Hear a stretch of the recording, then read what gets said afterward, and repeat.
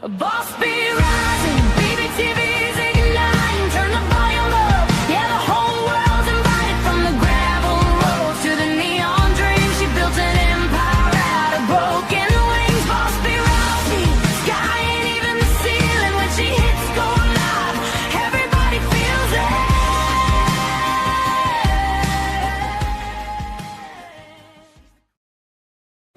All right, y'all, welcome back. It's Jukebox Journey night, and tonight we're doing something a little special because it's Women's History Month. And, you know, I am a woman after all. A bee, but a woman. That gives us the perfect excuse to talk about some of the women who didn't just participate in rock music, they helped shape it. Now, when people talk about rock history, okay, the conversation often jumps straight to the big bands and legendary guitar heroes, right? But the truth is that some of the most powerful moments in rock.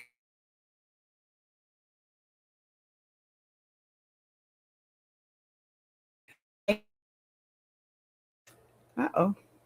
Sorry, I guess I'm having a little issue. Hello, Chris. Hello. Thank you. I hope everyone has a wonderful evening too. I appreciate that. Oh, pardon me. So they refused to let anyone define who they were supposed to be.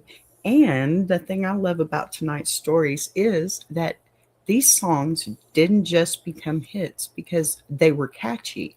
They became hits because they came from real emotion, real conflict, and sometimes real anger. So, because sometimes the best music, it happens when life gets messy, right? And if y'all know anything about my daytime show, y'all know I like the messy. So, you know, breakups happen, rumors spread, the industry tries to control the narrative, and instead of backing down, these artists, they turn those moments into songs that are still being played decades later. So, tonight we're looking at 6 women of rock whose music came from moments that were deeply personal, sometimes dramatic, and sometimes straight up rebellious.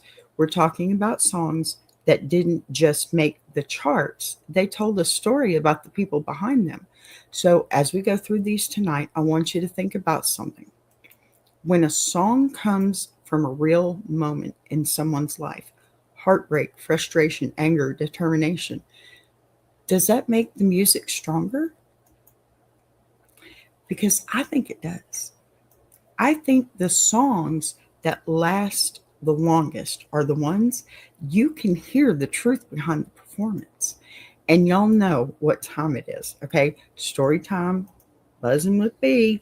So let's start with one of the most famous moments in rock history where a breakup didn't just happen behind the scenes, it ended up becoming one of the biggest songs of all time. Let me load that right up. All right.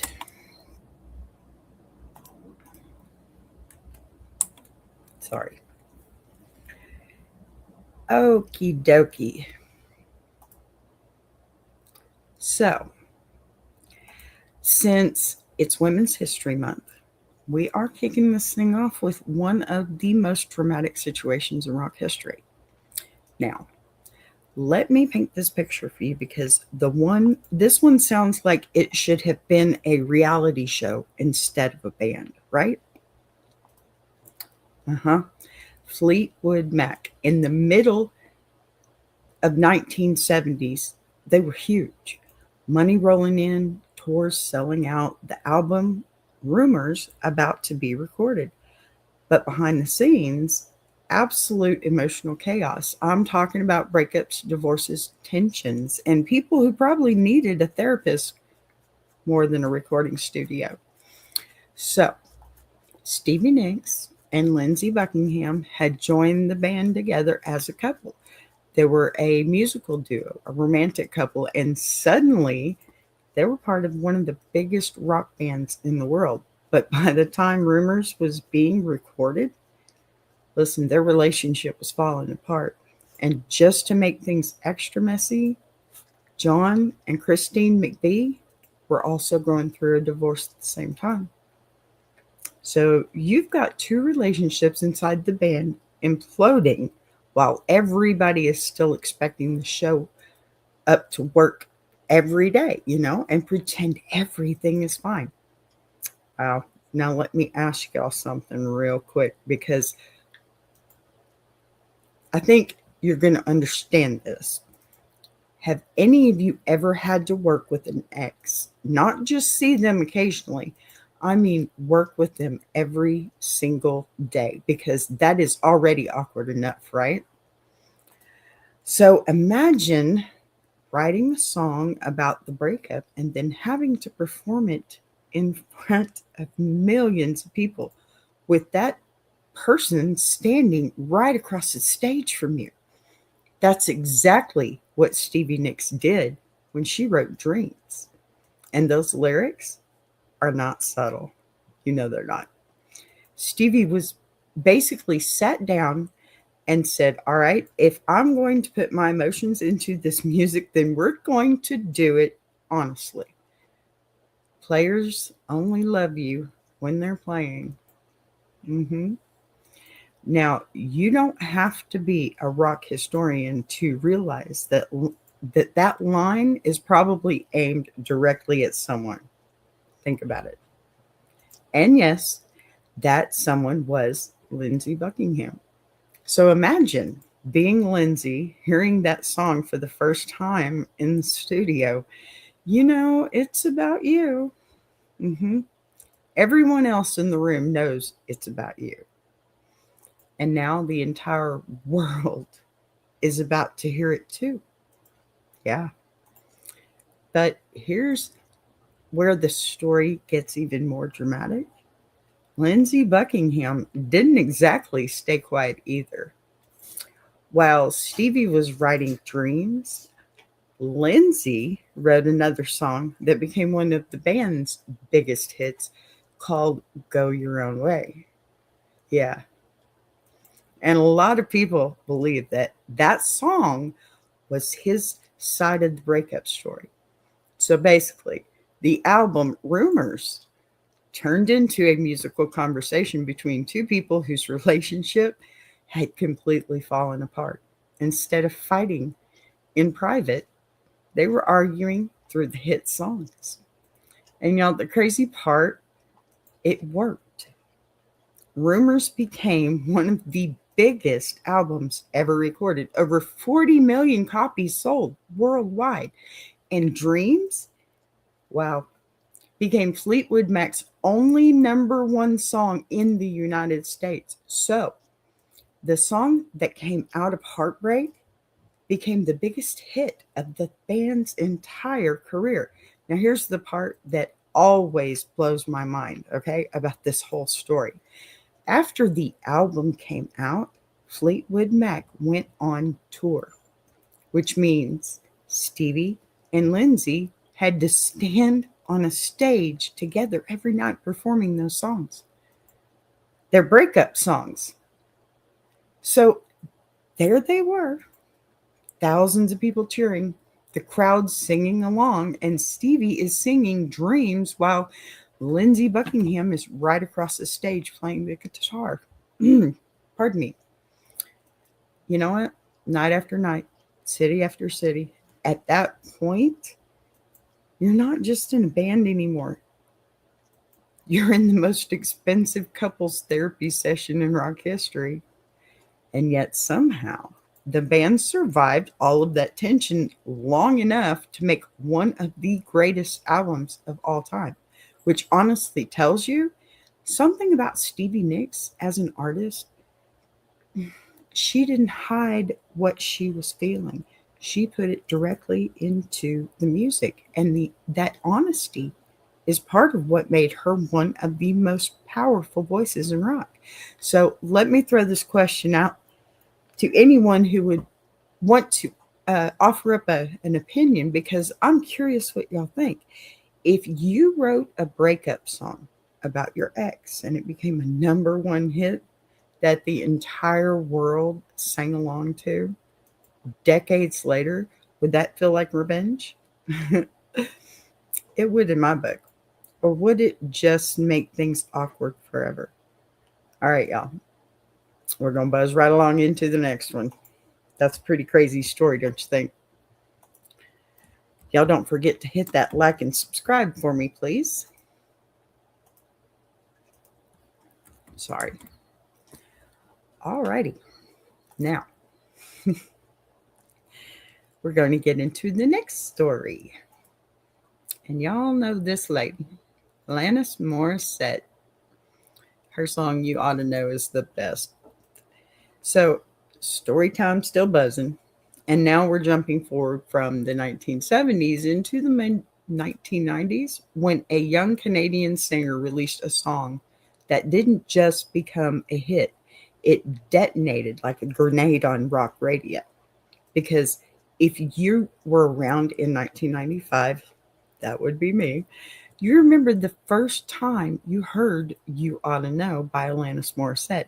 The song didn't ease its way into your ears. It hit you right in the face. And the reason it hit you so hard is because it sounded like something people usually keep private. And you know what? Maybe she was. And you go, girl. Now, here's what makes this story interesting to me. Okay? Before Jagged Little Pill, Alanis Morissette was not the alternative rock powerhouse people picture today. She had actually released a couple of pop records in Canada when she was a teenager. They were upbeat, dance style albums, and while they did all right locally, it didn't turn her into a global star. But everything changed when she moved to Los Angeles and began working with producer Glenn Ballard. Suddenly, the writing got deeper. The emotions got sharper instead of trying to sound polished. Alanis started writing songs that sounded honest. And honesty can be powerful, but it can also be uncomfortable. I think we know that one too. When You Oughta Know hit the radio, people immediately noticed how raw the lyrics were. This wasn't a quiet, reflective breakup song. This was someone calling out the emotional wreckage left behind by a relationship. Lines like, and every time you speak her name, does she know how you told me you'd hold me until you died?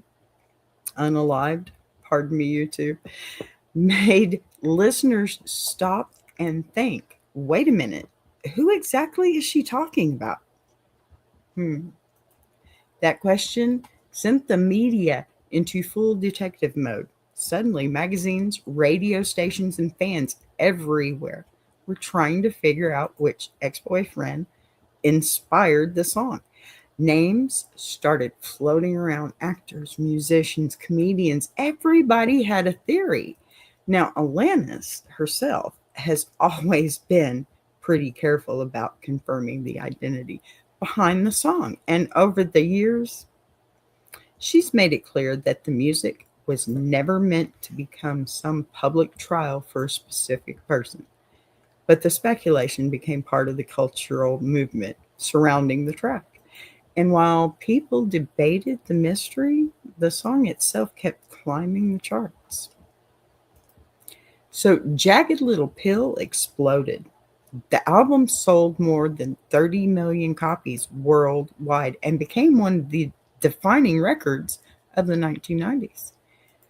It was one of my favorites for sure. And a big part of that success came from the emotional honesty that Alanis brought to the music. Because let's be real for a second, for a long time, women in rock were often expected to soften their emotions. Breakup songs were supposed to sound or were sad or poetic. But Alanis Morissette, she came out swinging with anger and sarcasm and frustration instead of apologizing for those emotions. She put them front and center, and millions of listeners, especially young women, heard that song and thought, finally, someone is saying the things we feel but don't always say out loud. That's what made You Oughta Know such a defining moment in rock. And you know what? It wasn't just a hit song, it was a shift in how emotional honesty could sound on the radio. And the funny thing, decades later, the debate around that song still pops up. People still argue about who it was written about. Why? What the lyrics really mean, and whether the anger in the performance was justified or, if it was just part of the artistic expression. Don't matter, really. So let me throw this one to y'all tonight. And if you're out there, leave me a chat. Because, look, I know everybody has an opinion about breakup songs. When an artist writes something that's personal and that raw, do you think it makes the music more powerful? Or do you think some emotions are better left out of the spotlight? Because once a song like that becomes a global hit, that moment in your life is basically frozen in time forever.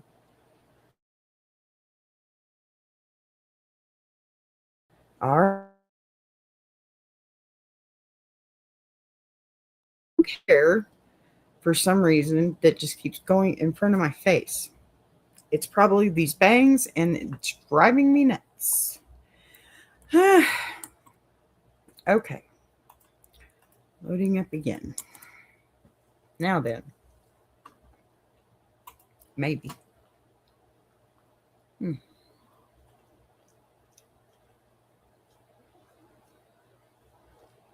Okay. Alrighty then. Pat Benatar is our next lady of the night. Of this night, anyway. Y'all, story time is still buzzing. Let's just put it that way. We're heading into the early 1980s, a time when rock music was changing fast. MTV had just launched music videos where becoming and they were just becoming as important as the songs themselves. And artists suddenly had a brand new way to tell stories visually. And right in the middle of that moment was one of the most powerful voices in rock music, Pat Benatar. Now, by the time Love is a Battlefield came out in 1983, Pat Benatar was already a force. She had built a reputation as a singer who could absolutely command a stage. Songs like Hit Me With Your Best Shot and Heartbreaker had already proven that women in rock didn't have to stand quietly in the background. See, Pat Benatar had a voice that could cut through a wall of guitars and still make you stop and listen. But Love is a Battlefield became something different. It wasn't just another rock song, it became a cultural movement. Now, the interesting thing about this song is that it actually started out in a very different form. The original version of Love is Battlefield was written as a slower, more traditional ballad. But when Pat Benatar and her producer got hold of it, they completely reimagined the track. They pushed it into a more dramatic, synth driven sound that fit perfectly with the early MTV era. Yeah, it's an error now. Oh, this thing is bothering me. Oh, I think I got it. Okay. Suddenly the song had, yeah, and now my light's all messed up again, isn't it? I hate this stuff. Hello, work please. And it's not working. Ah, that is not it. I'm sorry, I'm having technical difficulties here. It's just being stupid. There we go.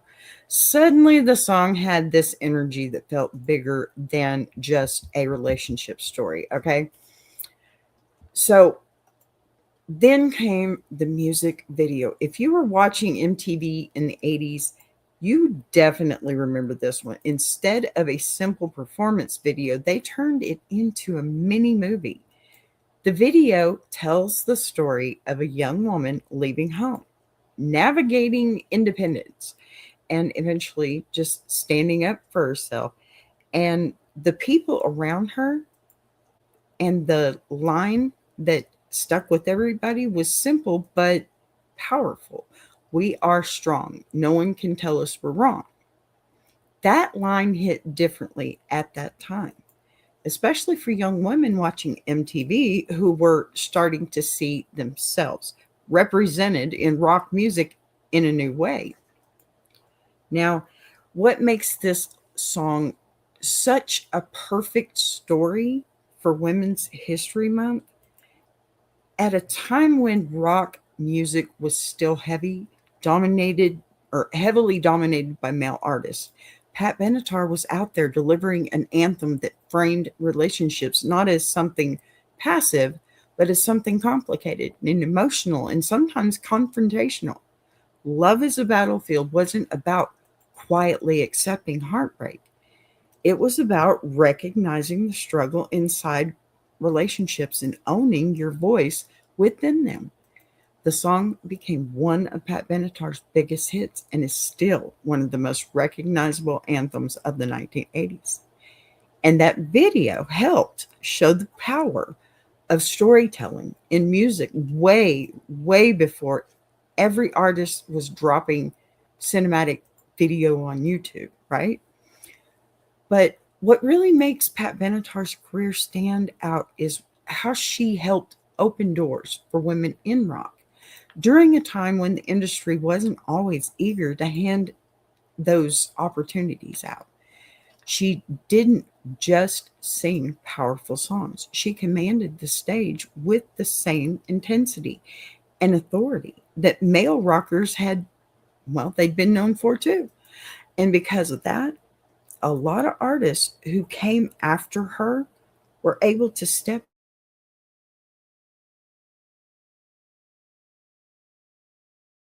into.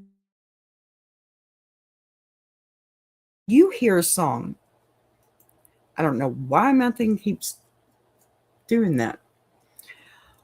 When you hear a song like Love is Battlefield, do you hear it mostly as a relationship anthem, or do you hear it as something bigger, like a message about independence and standing your ground? Because sometimes the songs that last the longest are the ones that mean something slightly different to every person who hears them. Okay, y'all. I'm going to take a little bit break. Before we get to the next one, I shall return. Please enjoy my song.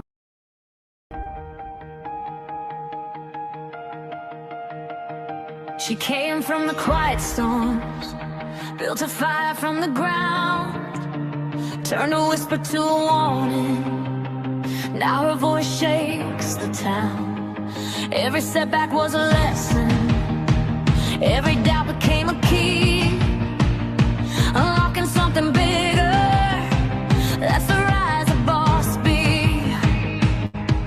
When the lights go low, her vision hits high. She built a whole damn network off a promise and a try. Every sunrise, every moment, she's stacking legacy. This ain't just a channel, this is BBTV.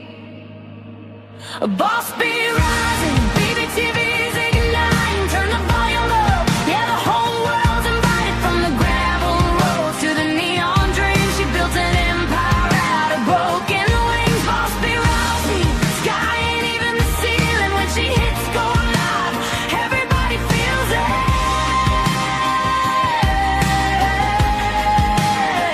She's the queen of the comeback, the storm in the stream, crafting stories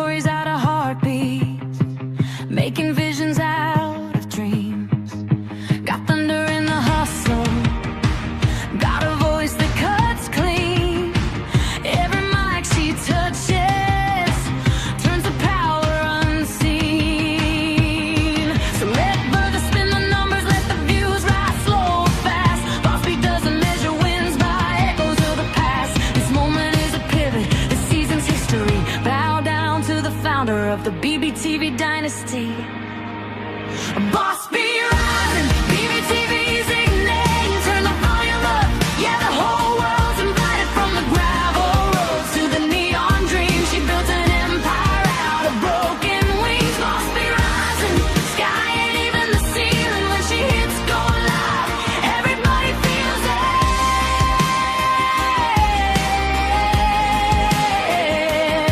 She's got fire in the head, it's got truth in the frame. Got a heart that won't retire and a gift you can't name. Every loop, every letter, every dream she sets free. It's a love note to the world sign. Boss B. And the world keeps watching as the numbers climb, but she's counting all the moments, not the dollar signs. From the late night grind to the daylight scene, she's building something bigger than the algorithm's dream. Boss be rising, BBTV shining. Her story's rewriting a legacy in real time. Boss be rising, BBTV's igniting. Turn the volume up, yeah, the whole world's invited. From the gravel roads to the neon dreams, she built an empire out of broken wings. Boss be rising, sky ain't even the ceiling. When she hits go live, everybody feels it.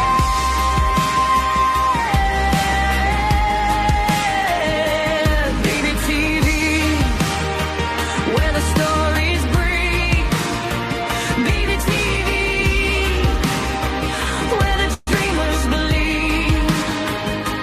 Boss be rising, watch her take her place. This is BBTV, this is her grace.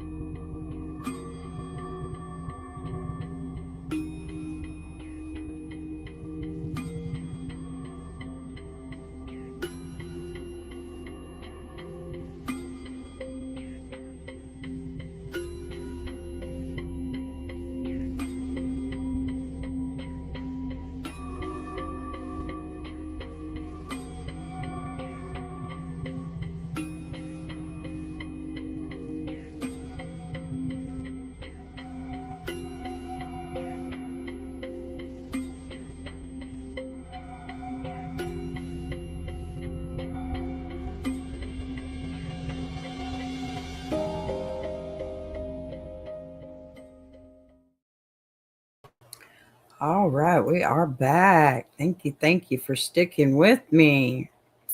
Now we're going to get into our last three. Hopefully, make it last a little bit longer. Let's see here. We have, let me slide again. Joan Jett. Come on, I know y'all love her, right? Story time, still buzzing. And now we're moving into one of the most rebellious success stories in rock history, because sometimes the music industry tells us an artist no. And instead of giving up, that artist decides to build their own door and kick it open themselves. And that is exactly what Joan Jett did. Now, if you know anything about Joan Jett, you already know she has never been the type to sit quietly and wait for permission. She first gained attention in the 1970s as a member of the all-female rock band The Runaways, a group that shocked the music world at the time simply because it was a band of young women playing loud, aggressive rock music. The Runaways developed a cult following, especially overseas, but when the band eventually broke up, Joan Jett found herself in a difficult position. You would think that someone with her stage presence and songwriting ability would immediately land a solo record deal, but that's not what happened. In fact, record labels across the US repeatedly turned her down. Some executives literally told her that a woman fronting a hard rock band just wouldn't sell.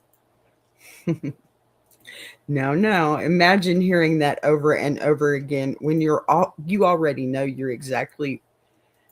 know exactly what kind of artist you want to be. Now, Here's where the story turns into pure rock and roll determination. Instead of accepting those rejections, Joan Jett and her longtime collaborator, Kenny Laguna, decided to take matters into their own hands. They created their own label and called it Black Heart Records, which at the time was almost unheard of for an artist trying to launch a major rock career. They were literally loading records into the trunk of a car and delivering them to a radio stations themselves. That kind of hustle is the in this is the part of this story people sometimes forget when they hear the final song. Because the anthem that would change everything was I Love Rock and Roll. Interestingly enough, Joan Jett didn't originally write the song. She first heard it while touring in England with the Runaways and immediately fell in love with the raw energy of it. When she recorded her own version with the Blackhearts, she leaned all the way into that gritty guitar sound and her unmistakable attitude. The result was a track that sounded like pure rock rebellion. And when that song hit the radio, in 1982, everything changed almost overnight. I Love Rock and Roll climbed all the way to number one on the Billboard charts and stayed there for 7 full weeks. Think about that for a second. The same industry that had rejected her suddenly had one of the biggest rock hits in the country sitting right in front of them, released on a label she built herself. That moment didn't just launch her solo career, it became a symbol of independence for artists everywhere. And that's why this story fits so well into tonight's Women's History Month theme. Joan Jett wasn't just making great music, she was proving that women in rock didn't have to wait for approval from anyone. If the doors weren't open, she was perfectly willing to knock them down herself. And here's the thing that makes I Love Rock and Roll such a lasting anthem. It isn't complicated. It's loud and confident and completely unapologetic. The kind of song you hear once and immediately want to turn up the volume. Decades later, it's still one of the most recognizable rock songs ever recorded. And it all started with someone who refused to let rejection define what she could become. So let me throw this out there to you. When you hear a story like Joan Jett's, where the industry said no again and again before the success, finally came, does that make the victory feel even bigger? I think so. Or do you think moments like that prove that sometimes the people running the industry don't actually know what the fork the audience wants, right? Until it's already happening. So, what do you think? Y'all let me know. Our next segment, we have a couple of beauties. This is a sister duo, and you're going to love it. I hope. I think you know who I'm talking about. Sure you do, Heart, of course. Look, we're heading back into the 70s again. I know I'm going back and forth, but I just have to, okay? Just for a story that proves sometimes the best rock songs come from pure frustration. Because if you've ever heard the opening guitar riff of Barracuda by Heart, you already know it sounds like someone means business, right? That song doesn't creep up slowly. It hits hard right from the first second. And the reason it carries that kind of energy is because it was written out of a moment that made the band absolutely furious. Now, for anyone who might not know the history here, Heart was fronted by sisters Ann Wilson and Nancy Wilson, okay? And by the mid 1970s, they were already making serious waves in rock music.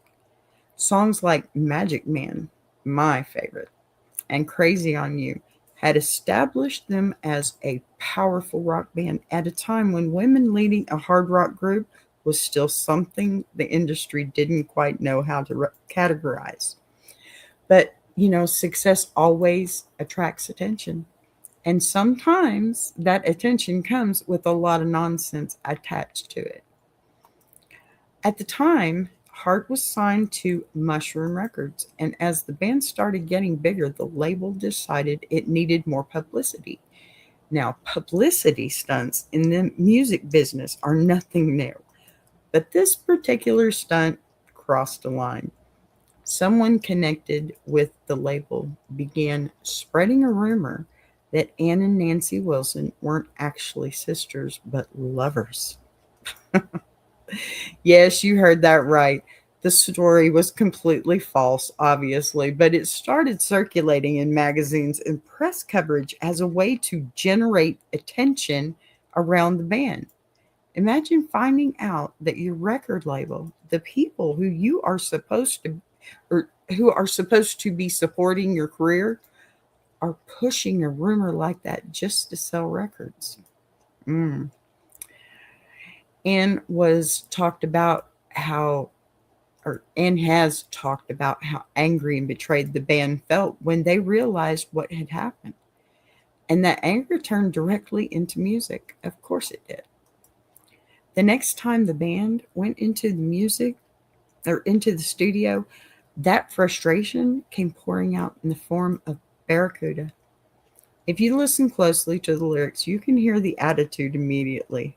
Lines like, "Sell me, sell you," the porpoise said, were a direct jab at the way the music industry sometimes treats artists like products instead of people. The song wasn't just about a personal insult, it was about pushing back against the entire idea that the industry could manipulate their image for profit. Musically, the track matched that energy perfectly.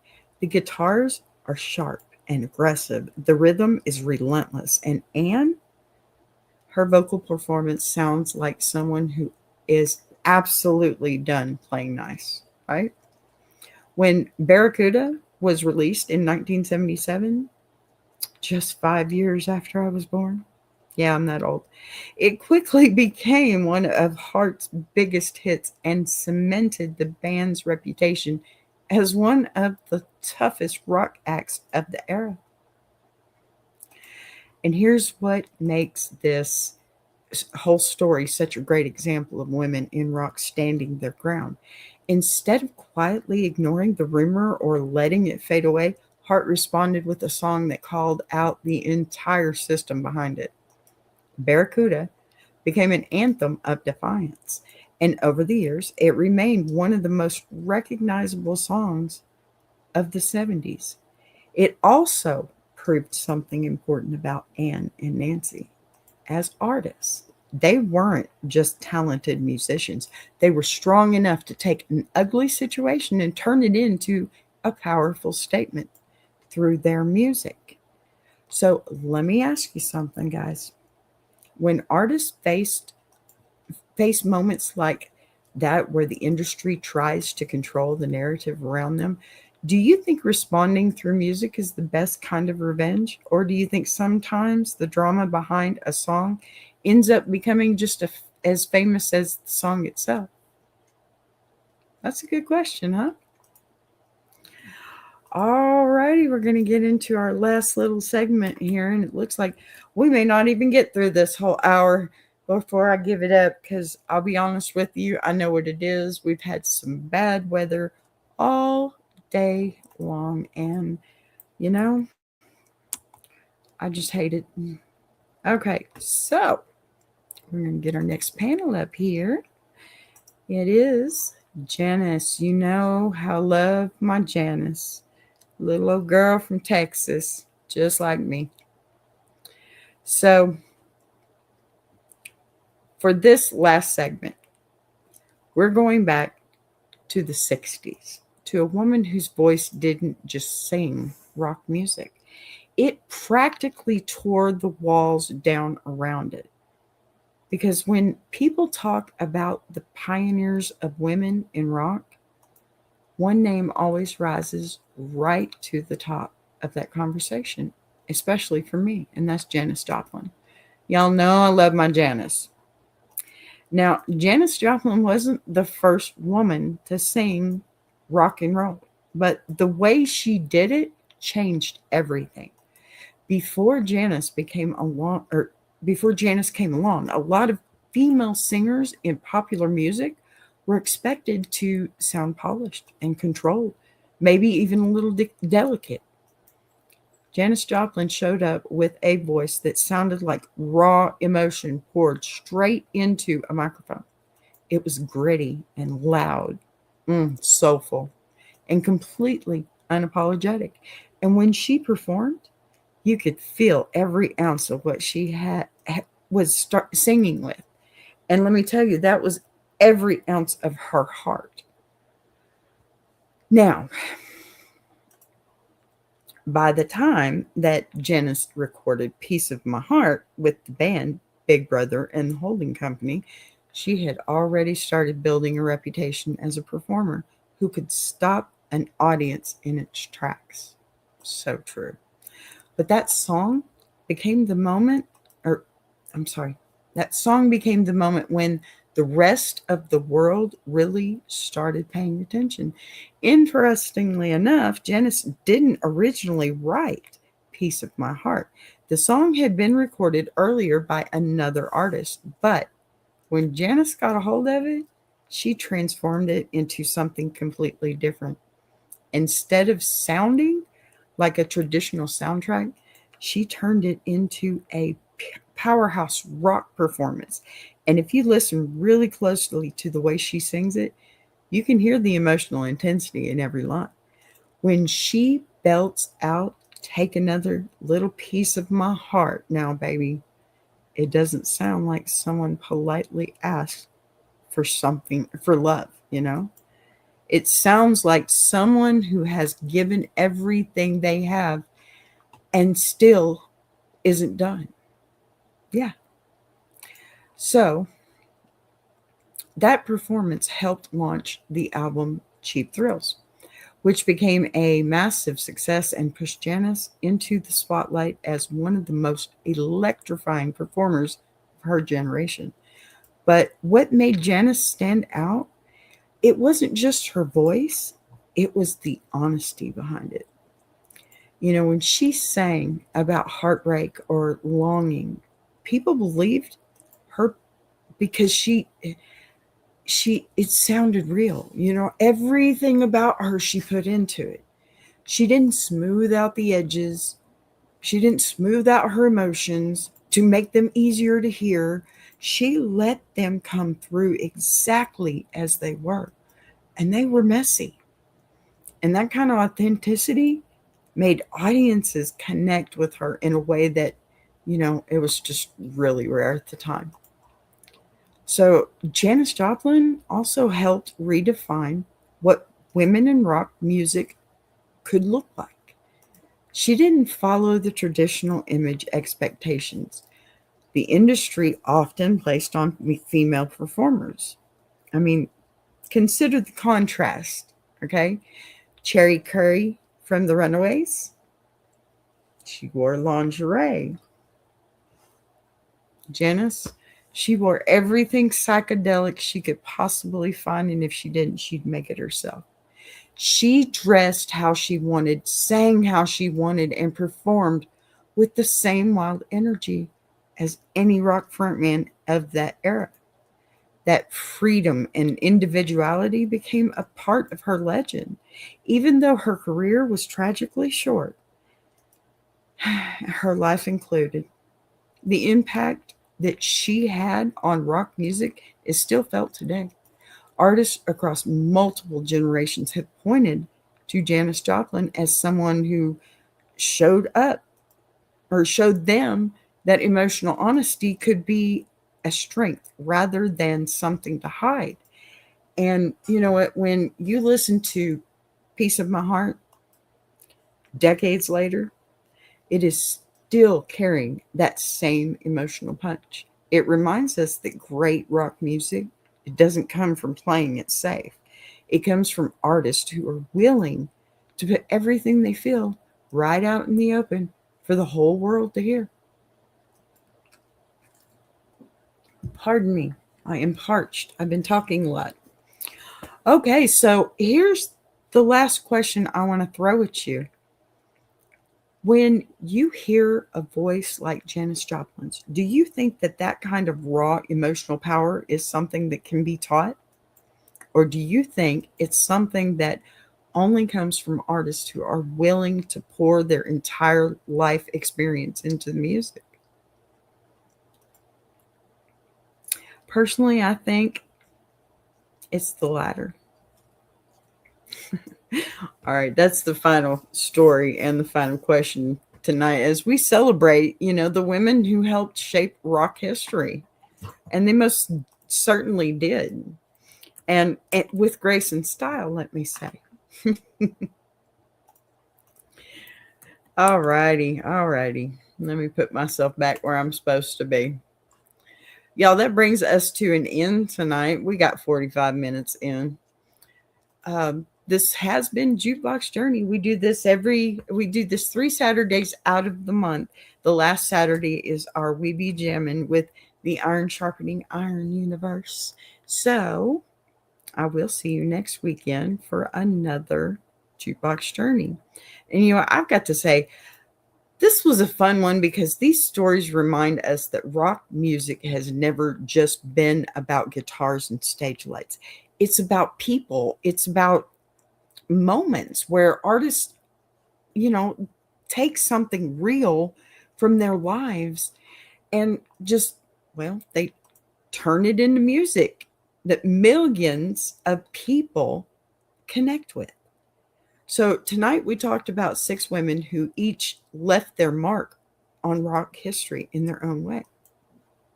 From Stevie Nicks turning Heartbreak into one of Fleetwood Mac's biggest hits, to Alanis Morissette unleashing one of the most brutally honest breakup songs of the 1990s, and Pat Benatar delivering an anthem that still echoes through rock radio decades later. We looked at Joan Jett proving that sometimes the industry is wrong and determination can win anyway.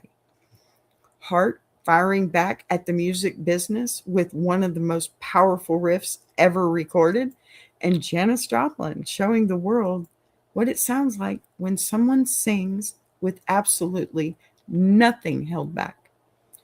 And that's really the theme behind tonight's show. These women didn't just sing songs. They put their experiences, their emotions, and their voice into the music in a way that changed rock forever. So before we wrap it up, I'll throw one last question out to the chat. When you think about the songs that have stuck with you the longest over the years, do you think it's the sound that keeps them alive or the story behind them? Because sometimes the story behind the music is just as powerful as the songs themselves. Hey, thank y'all for hanging out with me tonight and celebrating Women's History Month. We probably will keep that theme for the next 2 shows since I have 2 more Saturdays before We Be Jammin'. And, diving right into these moments in rock history. Until next time, you guys, I will buzz you later. But hey, before I go, do me a favor. Go check out Tuber Chat. Thanks, guys. Buzz you later. If you're enjoying this show, subscribing is the easiest way to support what's being built here on BBTV. You'll see the join button right next to subscribe.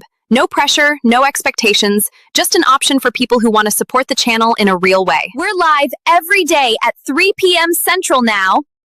And don't worry, we didn't change the heat, just the clock. And if you've got a story you want to share, send it in. Anonymous is always fine.